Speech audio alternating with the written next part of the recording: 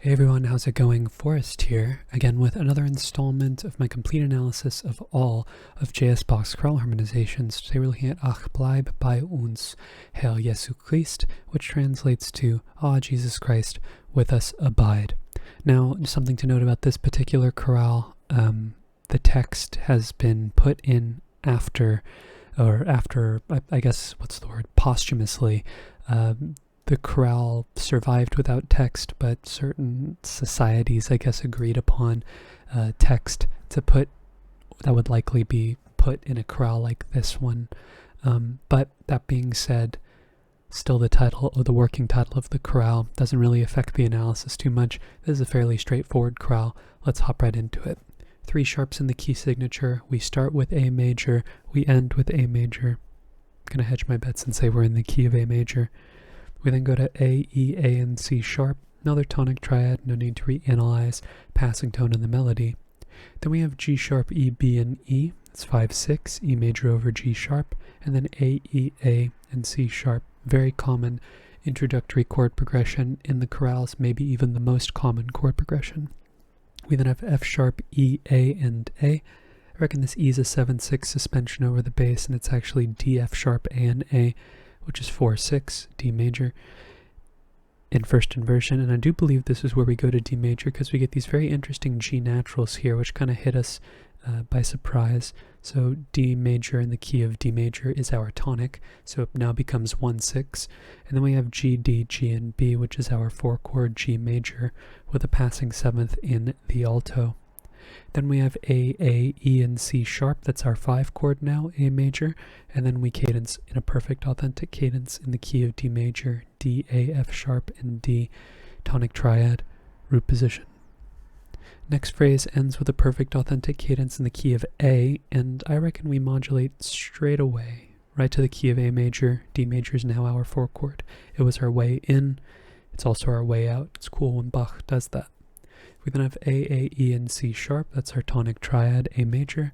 And then we have E major, E, G sharp, E, and B, which is our 5-chord with the passing 7th in the alto. Then we have F sharp, A, C sharp, and A. I reckon this is a 6-chord, F sharp minor with the passing 7th in the bass. And then we get D, D, F sharp, and A.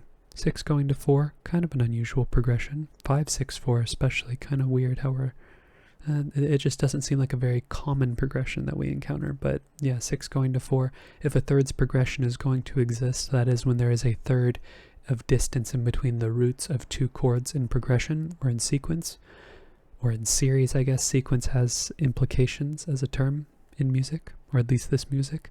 It's more common to see thirds progressions descending, so 6 going to 4, that's fine. Passing tone in the bass, and then we get F sharp, D, F sharp, and A, which is another D major chord just in first inversion, so we'll just add the 6 there to imply first inversion. And then we have 2 passing tones, important passing tones, G sharp, D, F sharp, and B spells G sharp minor 7 flat 5 in root position. That's a passing 7-7 chord, 4 going to 7, probably the most common subdivided chord progression in all of Bach. And that goes to A major like we would expect. A, C sharp, E, and C sharp.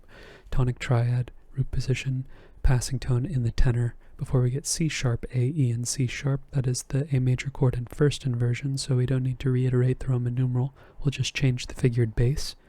Passing tone in the bass as well before we get E, A, E, and B. I reckon this A is a 4-3 suspension over the bass, and what's really being implied here is a 5-chord. And the resolution happens on the next beat, E, G sharp, E, and B, with the delayed passing 7th in the alto, and then we cadence on A major, A, E, C sharp, and A, which is our tonic triad. Okay, looking ahead, we get an interesting cadence. We get what I'm calling an imperfect authentic cadence in the key of E major, but it's interesting because the 5th of the chord is in the melody. There's nothing explicitly wrong with the 5th of the chord being in the melody. This is just typically a hallmark of a half cadence, so when you hear an imperfect authentic cadence in this fashion, it's kind of interesting because B sounds like it wants to resolve down to A rather than up to E. You kind of have to shift your ear into hearing it like that, but I think we're very clearly in the key of E here with all the the D sharps going on in proximity to the cadence. But we do start off in the key of A. We start off with another A major chord, A, E, A, and C sharp. No need to reanalyze. And then we get E, E, G sharp, and B. It's our 5-chord E major, and a passing 7th in the tenor. We then have E sharp, C sharp, G sharp, and C sharp. This is a secondary dominant. This happens to be 5/6 of 6 because C sharp major is the dominant of F sharp, and F sharp is our 6th chord in the key of A major. And that resolves where we expect, F sharp, C sharp, F sharp, and A. That's our 6th chord with a passing 7th in the alto, and I reckon this is where we modulate to the key of E major. We have D sharp on the next beat, and I suppose there's a zone here. We could have analyzed this whole phrase in the key of E major, but this is where it sounds like it modulates to me. So F sharp now becomes our 2 chord, and this works out because B major is our next chord, B, B, D sharp, and F sharp. That's our 5 chord. 2 wants to go to 5. It's a good normative progression. We also have a passing 7th in the bass before we get G sharp, B, E, and G sharp. That's our tonic triad, E major in first inversion. And then we get F sharp, A, E, and A. Interesting chord here. I think this E is a 7/6 suspension, and this D sharp is actually our chord tone, which makes this D sharp, F sharp, and A. That's D sharp diminished in first inversion, 7/6. And if you've seen this pattern before, if you've watched any of my other videos, chances are you've encountered this progression and you know what's going to be on the other side. It's E major, E, G sharp, E, and B. Happens to be our final cadential chord, but this pattern is very common in Bach, and we're going to see another version of this pattern later in the chorale as well. But looking ahead, we have our final phrase, ends in a perfect authentic cadence in the key of A major, so we're looking for a point on which we modulate, and again, we could analyze the whole phrase in the key of A major. It just doesn't really make sense to imply that we're going to A major.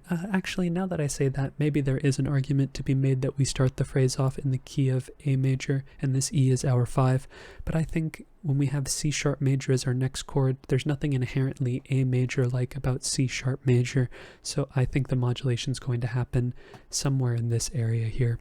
So C sharp, G sharp, E sharp, and C sharp, we've seen this chord before. This is a 5 chord, but not of 6 this time, of 2, because we're still in the key of E major the way I'm analyzing. And then we go to our 2 chord, F sharp, A, C sharp, and A. It's F sharp minor, and this is where I think we modulate to the key of A major. It is now our 6. We went in with 6, and we went out with 6, so that's pretty cool. Same thing how Bach modulated earlier. We have a neighboring 7th in the bass here before we get F sharp, D, A, F sharp, D, F sharp, and A, which is D major in first inversion, 4/6. Kind of like an abridged version of this progression here, 6 just going directly to 4/6 rather than 4, then to 4/6. And whenever we see a 4/6 progression or a 6 progression in this upward configuration, we always connect, or I keep saying we, it almost feels like after having looked at all this music, I obviously have a personal relationship with it, but still, it almost feels like the music is it's like my own almost. That's why that's why my speech pattern is like that. But 4/6 going to 1, especially in this upward configuration, we're always going to have the leading tone connecting those 2 notes. That's something that's very true of the chorales. But after 4/6, we get A, C sharp, E, and A, tonic triad, A major, neighbor tones in the lower voices before we get A, C sharp, F sharp, and A.